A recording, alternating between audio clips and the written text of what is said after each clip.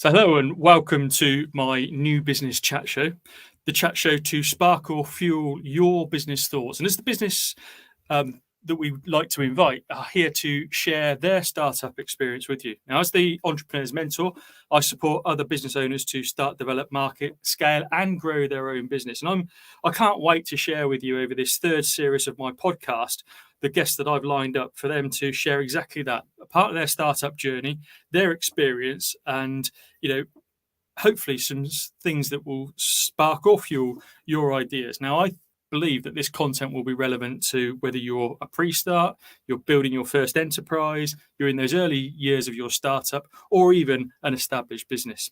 And for today's chat, I can't wait to speak with Josh Cox of Prystine Web Solutions. Hi, Josh. Hi, Mike. Thanks for having me on. Great to have you with us because I know you've got a startup story to certainly share with some experiences. 8 years ago, you started Prystine. So first of all, I guess, tell us why you wanted to run your own business.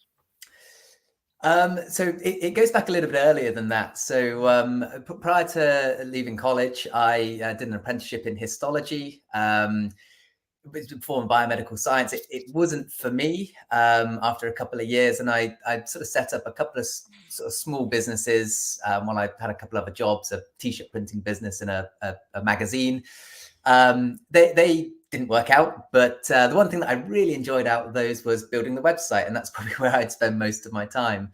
So I took some courses. I then started freelancing for a local agency, again, while sort of working full time. After a while, we just had a bit of a different path that the agency and I decided to go down. They preferred more of the templated route on which to build websites. I decided that I wanted to be more bespoke and flexible with clients. So that's really what launched, that will sort of propel me into starting my own business, was that kind of desire to break free of that mold of what that agency was doing. And I guess you could say there was a bit of an entrepreneurial spirit anyway, that having the bit of a previous experience. But yeah, that was October 2016 when I took on my first client, and and it's been quite a lovely journey since. Out of that lovely journey, then share one highlight. What's been your biggest highlight in 8 years? So I need to get the years right. I think it was a couple of years ago we moved home, but while we were moving home, we actually sold up our place, and we were buying a new build, and there was a good gap of about 4 or 5 months in the end that we needed to fill. So me and my family at the time, I say at the time, still family now, but we had a very young daughter. She is still young, but very young, and we took off and we went around some of Western Europe and spent the time. I was working part-time, working flexible hours, but the business was still ticking over. It was lovely.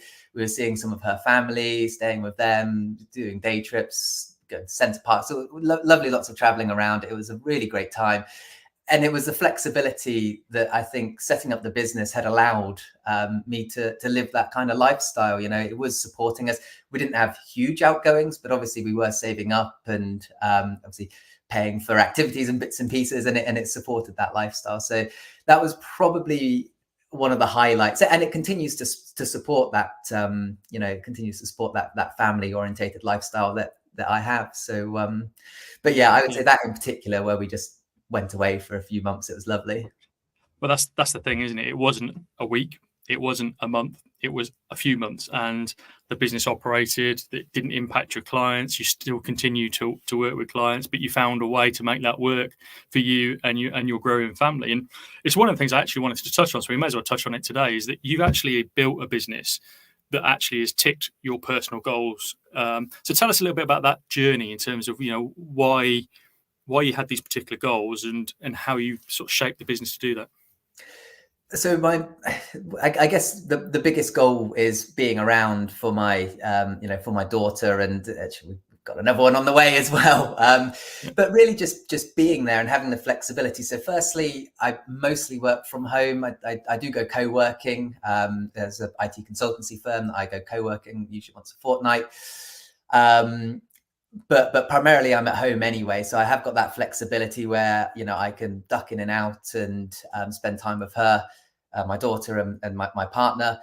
But ultimately as well, on a Friday afternoons, I often take that off, and we'll spend the afternoon with each other, and I'll pick her up from nursery, and we'll have a nice afternoon out. And I think that's what the business has enabled me to do, is have that flexible working, but also the income there as well, the residual income, the recurring income that allows me to be a bit more flexible with my time. Don't get me wrong, there are some times where I've spent, working late into the evening, gone past 11, 12 onwards. They're few and far between these days, but they still happen. But, I think with the flexibility that I have throughout the working day, it really works for me. And to be honest, I really enjoy the work anyway. So I don't really see it as a challenge or as a problem staying up late if I need to. And that's the beauty of being an entrepreneur, business owner, isn't it? Is that we can make those choices whether it suits us or not. But ultimately, I think, the thing that I admire about yourself is that you had a vision about what you wanted to do, which was important for your business. It wasn't about, grow, grow, grow, grow, grow. You had a very clear definition about what you wanted to achieve. And over a time, really around sort of COVID period, etc., you pivoted the business a little bit to, change your pricing model and suit the businesses. So it helped the business's cash flow in terms of paying you, but it also gave you the recurring income that you mentioned. Yeah. So you're absolutely right. It was through COVID. I offered a monthly billing plan for websites, so that people could have their website built but pay over whether it was 12 months or 24 months.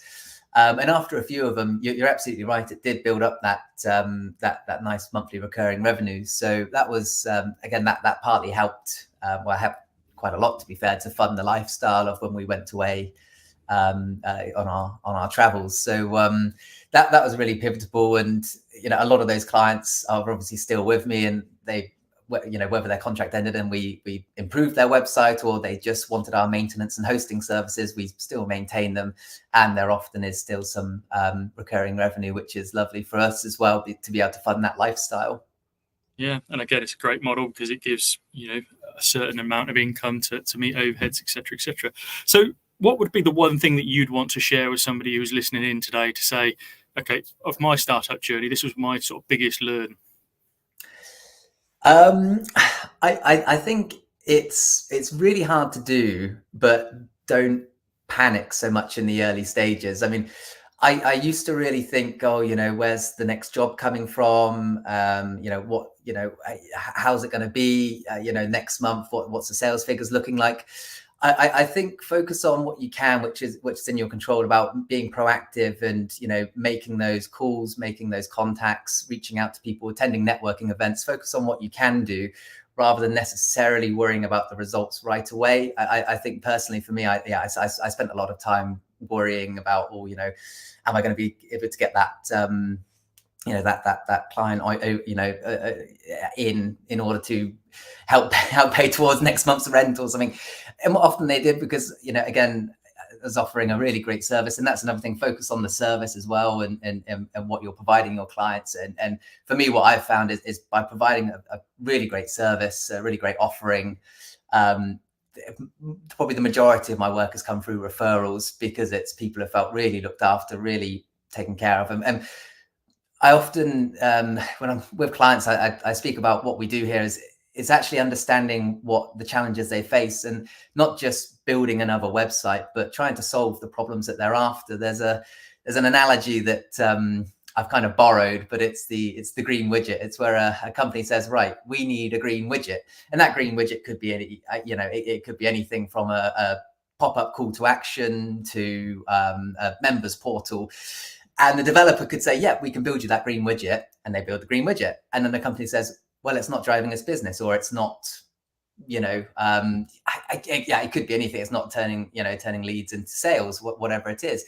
It's like, well, the developer goes, well, you didn't ask for that. You asked for the green widget.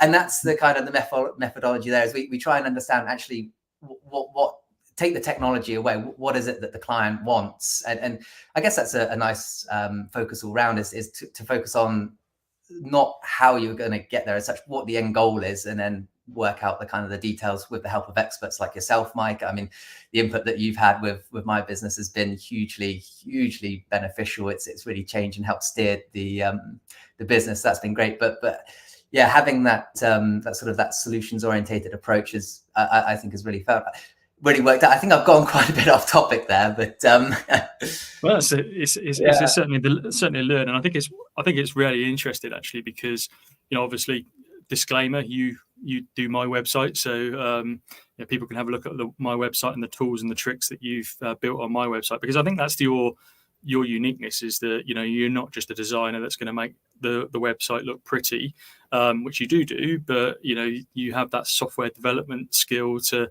help people. One of the other things I wanted to explore, which I always admire about yourself, and we do chuckle every month when we speak about where your leads coming from, and you go, well, a leader come in, and it always does, etc. And you prove me wrong on that one.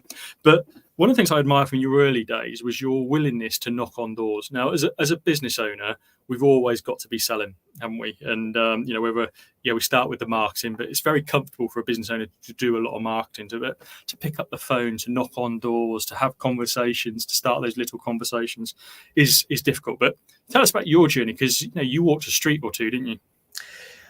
I did. So I'm from Didcot, and I walked up and down the Broadway, which is the high street of there, and just went into small independent businesses and just asked them. I said, I'm a local business. I'm a local web developer. How's your website going? I'd probably do a little bit of research before, just to check if they've got a website, what their website is. But I'd really just walk in and introduce myself as a local web developer, and ask them really flat out, if they haven't got one, do you need one? If they have got one, is it working for you? Is it ticking the boxes that you need? And yeah, that was really key, I think, in getting business out there. So I probably took on probably the wrong type of business, because some of these people, they've been running these bricks and mortar shops for a long time and didn't necessarily, need a website in inverted commas.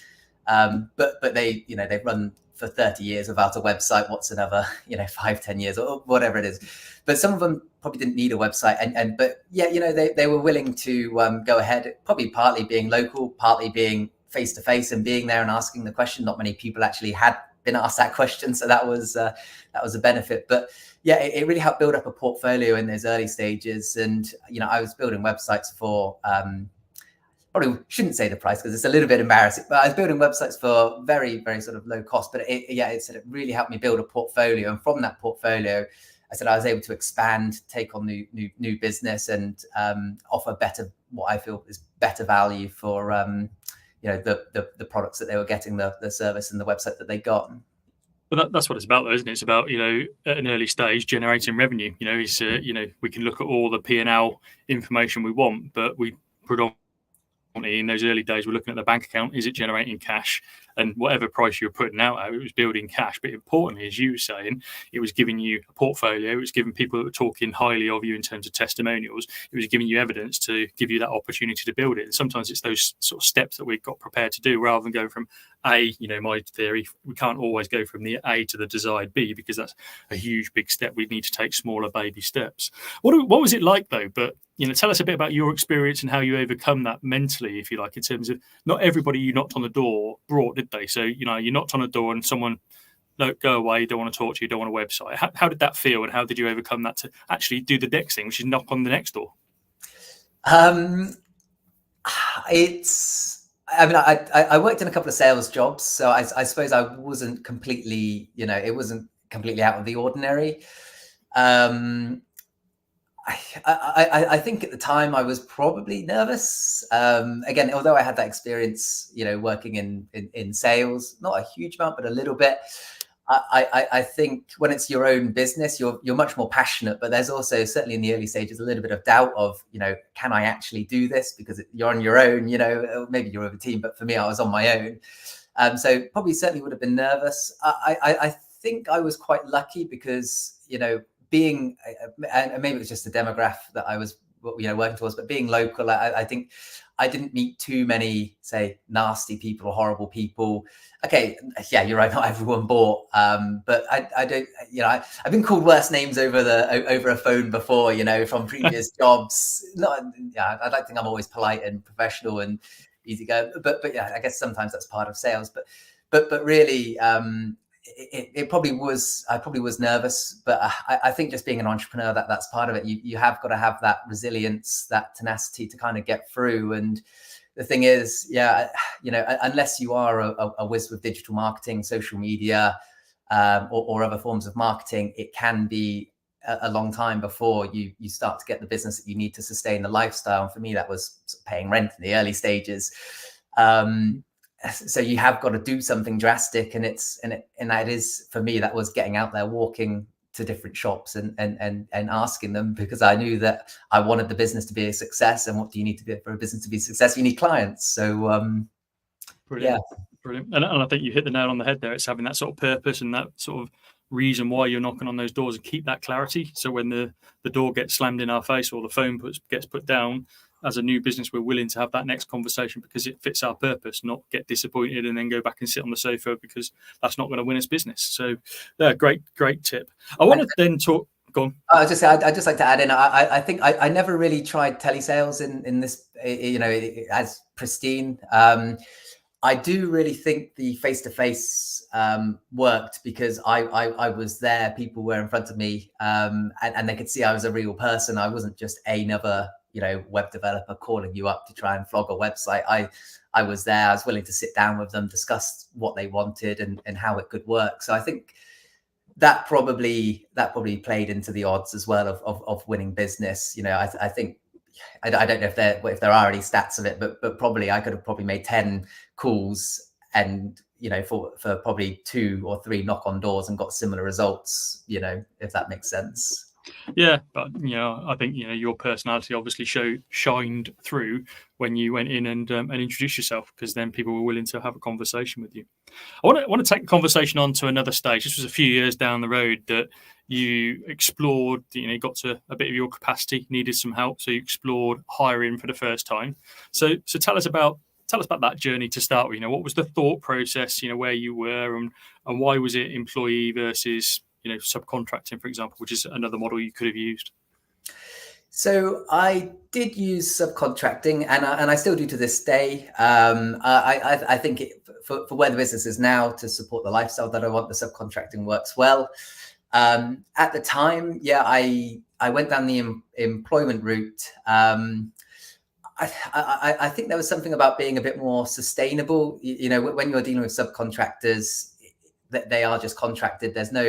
And I know there's no huge loyalty with, employees. I know you build the loyalty, but ultimately, I just felt that there was more of a team mentality with the employees at the time. Going back now, some of the subcontractors I work with, I've been working with for a good sort of 2 or 3 years, and there is a great sort of team mentality there.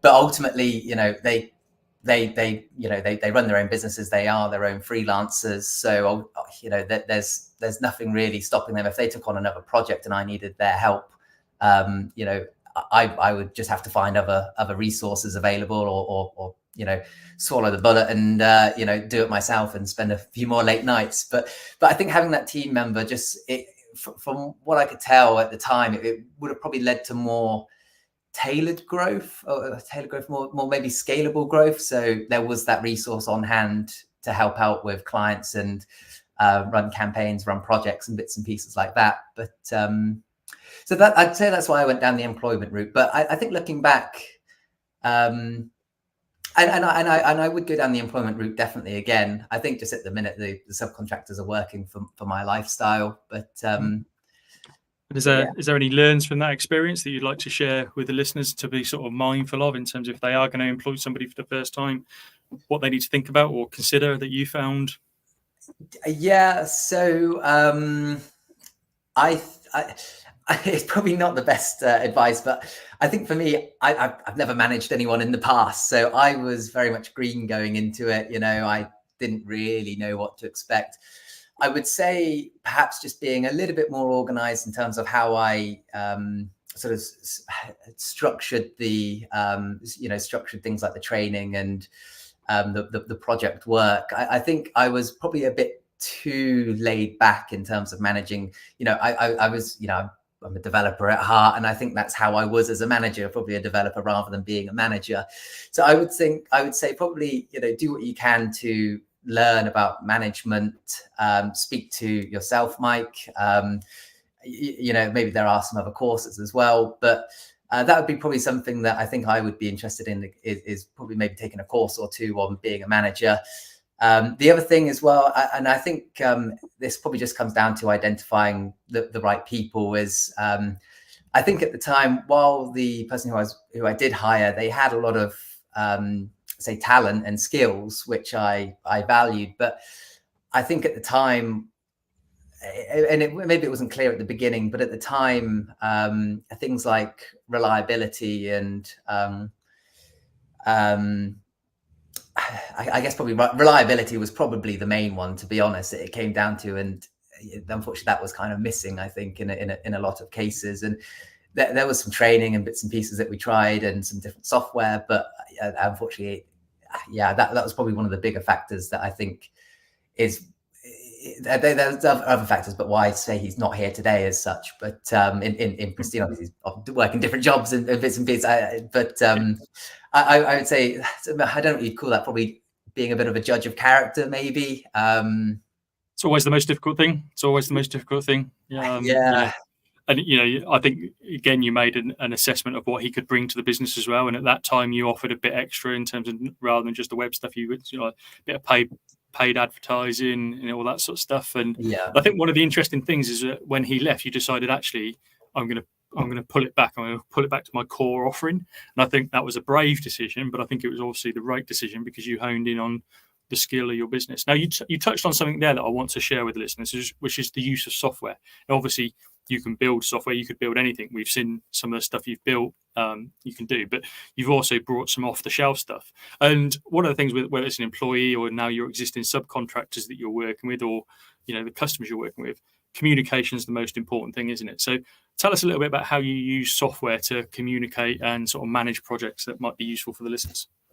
So I use ClickUp, which is a project management tool. It's along the same lines of Asana and Monday.com. I did try out Asana and Monday.com, which are the probably two better known brands. I just found that I think ClickUp at the time more suited what I was after. So that's really the key place that I load up all the project tasks, all the expected deadlines, the timeframes, and then I'm able to obviously keep track from my side of things, but also share that with the subcontractors that are involved in the projects that they're involved in. And that is, it's a really nice piece of software. You can also plan out your day to a granular level of, what am I doing for the next half an hour? What am I doing for the next half of a day? You can plan out the tasks and set times. It hooks up to your calendar as well, so you can see what meetings that you've got, say, outside of ClickUp. There are lots of lovely integrations that it has. It connects to HubSpot, and with software like Make.com and Zapier, you can connect it to further afield, like accountancy platforms like Xero. But yeah, so I think that's been a real big help is using a project management tool like ClickUp. So that would probably be my number one recommendation. Brilliant. And again, we might touch on it in a moment. What I sort of like, I guess, a little bit of spin really is to think about the service that you offer is obviously building websites. And I think it would be useful, because obviously you built your own website as a startup. But if I'm a listener and I'm listening and I'm an early stage business and I might have a minimal budget to build my website, what's the most important things I need to think about when I'm building that site that you perhaps explore with your clients?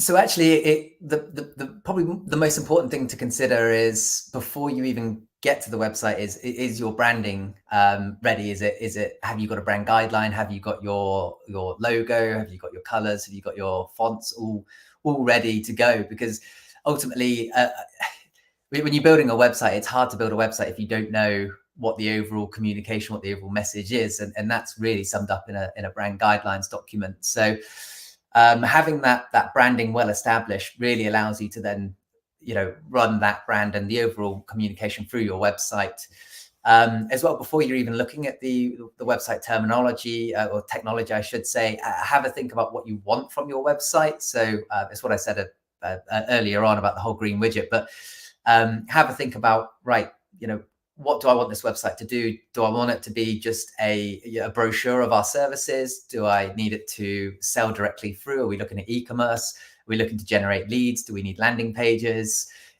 Just have a real think about what is the purpose of your website, and it will absolutely change. You know, there's a saying that goes around, a website is never finished. You know, it will evolve with your business. But certainly just having that a bit of clarity at the beginning about what you want from your website, what you want it to do, can really shape how it then gets built. And, you know, as for building, you know, it depends on budgets and personal experience. Obviously at the lower end of the DIY builders, you've got Squarespace, you've got Wix. If you are going to a developer, then probably most of the agencies I know use WordPress because it's so flexible and robust.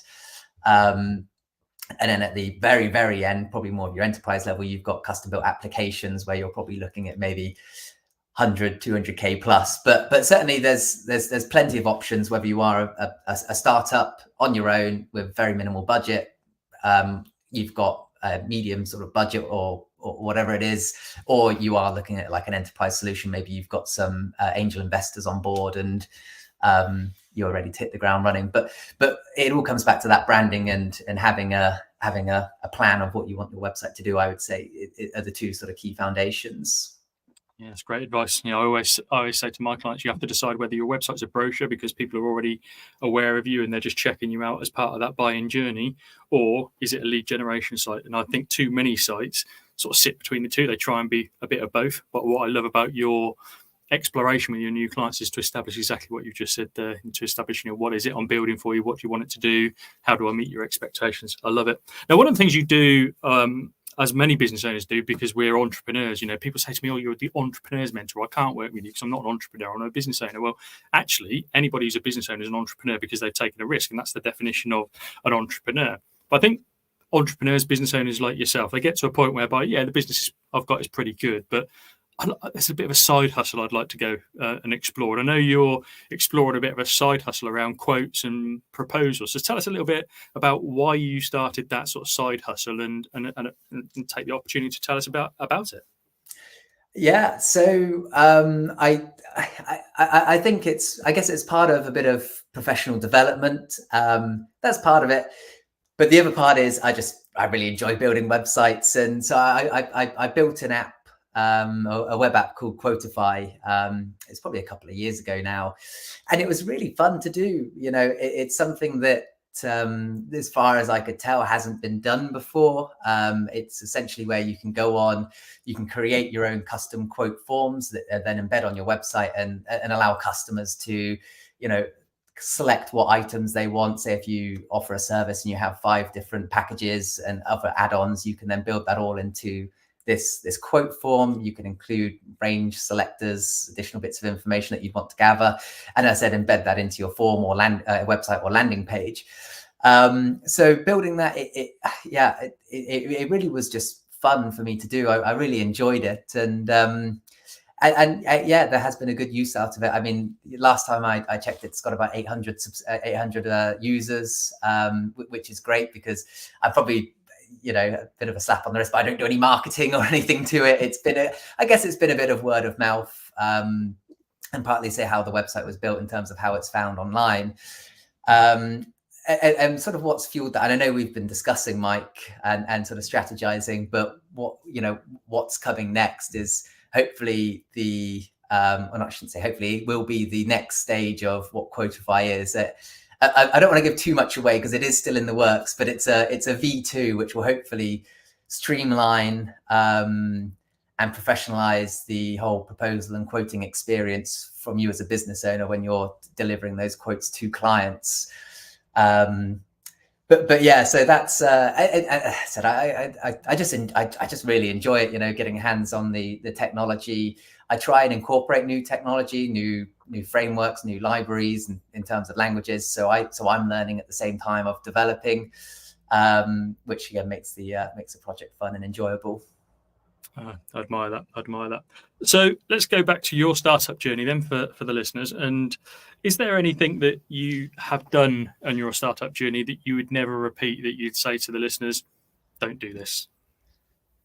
That's a really good question. I don't know, to be honest, because I'm a big believer in, you are going to make mistakes, and I think, touch wood, I haven't really made anything that's been hugely drastic. Of course, I've made mistakes, and there are times where I've, say, taken business that I probably shouldn't have, and or taken on clients where they perhaps weren't a good fit, but at the time I was probably thinking, yeah, I could probably do with the money. And there are obviously some times where I think if I look back to when I first started out, to the sort of websites that I built, I look back and I cringe a little bit, which is a really good thing, because it shows the sort of the professional development that I personally have been through. But yeah, I wouldn't say I particularly would do anything different, because then it's all a learning curve. Every stage, as long as you learn from it, I think it's been hugely useful. The mistakes are where you learn probably the most, to be fair. And but yeah, I'd say I'm whether it is luck or a bit of planning and opportunity, but I have been, say, quite lucky that I haven't had anything drastic. But yeah, so nothing that I would say regret or would look back and think, oh, I don't think I should do that again. But except the odd website but then they're no longer around anymore. Businesses have moved on, and we've rebuilt and redesigned better, and but so that's a great attitude. It's a great attitude because my guest who was on the first episode of this series was Darren Aston, and on his wall he's got a picture of two cyclists cycling away, and we're not looking back because we're not going in that direction, and that sort of like echoes that piece, I think, from that side of it. And one of the other things in terms of you've obviously gone through the early stages of your business now, so you've got your sort of established. Was there any sort of trigger points that you can remember going backwards that made it easier for you to think about, okay, yeah, I'm going to take it to the next level, or I'm going to hire somebody? What sort of things trigger your thought process and your planning process?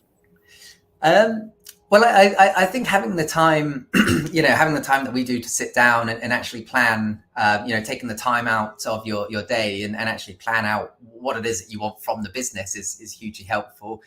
It's very easy to be sort of, stuck down in the weeds. It's very easy for me to have my head down and build websites and answer support queries and whatever else it is. But having just some time dedicated, whether it's each week, each month, or whatever it is, where you can sit down and plan what the next steps are for the business is really paramount to, steering the ship, essentially, of where the business is going.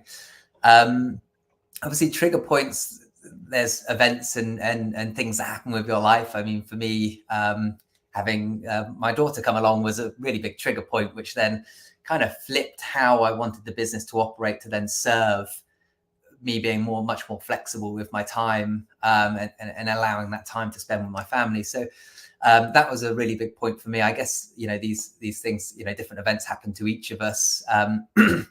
Another big point for me was bringing in the monthly billing, because that really helped build up a nice safety net, essentially. I guess that partly then just supported the family lifestyle, but that was quite a big pivotal moment, rather than just doing the whole, here's your website as a project, offering that billing, monthly billing offering. It meant better for the clients in terms of cash flow, and better for me in terms of predictable cash flow. So yeah.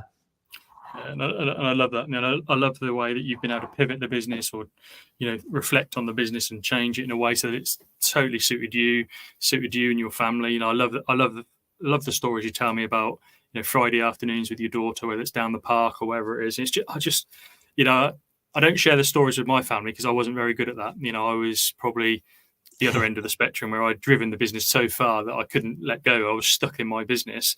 And that's probably what I learned from now as a mentor and share with other people. Now, a couple of times you mentioned CPD, and I know you're a huge advocate of that. But I guess one of the challenges in your industry is the technology, and that is moving so fast, whether it's AI or whether it's machine learning or just the software that you use to build websites. So how do you keep abreast with that as part of your CPD? So I think the key is that I actually just really focus on largely WordPress. And just by focusing and becoming a specialist in one area, I'm able to devote a lot more of my time to, reading the changelog that comes out when they release updates, and, diving into the forums where they're discussing new and upcoming features. I think, being a special, rather than being a bit more of a generalist, I know obviously it works for some people and it doesn't work for others, but for me, that being a generalist wouldn't. And I think coming back to it, that's where, when the employee left and I did hone the services back into really just web development, that made me feel much more comfortable in terms of, right, you're coming to me because, I'm a specialist. It's not sort of a jack of all trades, if that makes sense. And that would, for me, that would be a bit quite hard to keep abreast of them, what's happening in terms of Google's, algorithm, if I was an SEO expert, and as well as what's happening with WordPress, what's happening with Google Ads and all these bits and pieces. It would drive me a bit crazy. So just being a specialist, I think, really helps. I think I do spend a bit of time in different forums, and that's where you do get some of the some of the industry leaders, the keyboard warriors out there, discussing new trends, providing great insight into the existing the software that is out there. And then as it comes back to those projects really as well, I think when I start up a new sort of side hustle, a project that is for myself, that's when I'll take the opportunity to understand a new framework, whether it's Node or React, which are two JavaScript libraries I'm investigating and diving into at the minute. That's where, and with those, there's lots of documentation. There's courses that you can take with those. So. Brilliant. Yeah, I love it. Well, I know as a customer that you do that, because every so often I get an email from you saying, Mike, I think you should try this, or Mike, I think you could try that, or I think we can make some slight improvements on your website because of this. And that proactivity, I go, whoa, yeah, okay, let's go for it.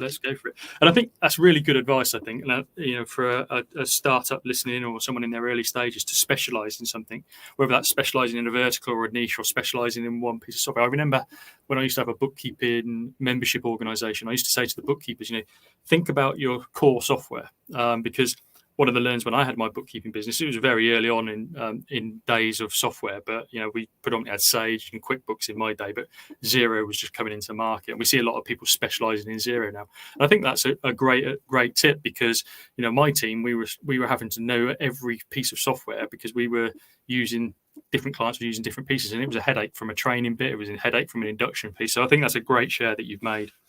Josh, we've come to the end of our show today, our chat, and I think firstly I'll say thank you. I think you've been very honest in terms of your journey, and I think some of the tips you shared today would be really thought-provoking, as we say, to spark or fuel the thoughts of the people that are listening into the show, whether they're listening live or whether they're going to watch back another time, whether that's on YouTube, LinkedIn, Facebook, or on our podcast, which is on Spotify. So I just thank you for joining us today and being really honest. Thank you very much for having me on. It's been lovely to share my story, and I hope it does help. Any of the listeners, even if they take away one small thing, I hope that it really helps. And I'd just like to say, I think the other tip I would say, and obviously you being the entrepreneur's mentor, it has been really helpful having you. Hugely helpful having you there to help and be that sounding board. But equally, there have been times where you're not afraid to say, actually, Josh, you should do it like this, you should do it like that, and obviously you're there to bat and exchange ideas, but you being there to be able to challenge me as well, and think in different ways, and see problems from different angles, has been really helpful in steering my business. So thank you. Well, thanks, Josh. Thank you. Appreciate that. We've had a great working relationship, I believe. So I really appreciate that. I love working with you as much as the kind words you said there.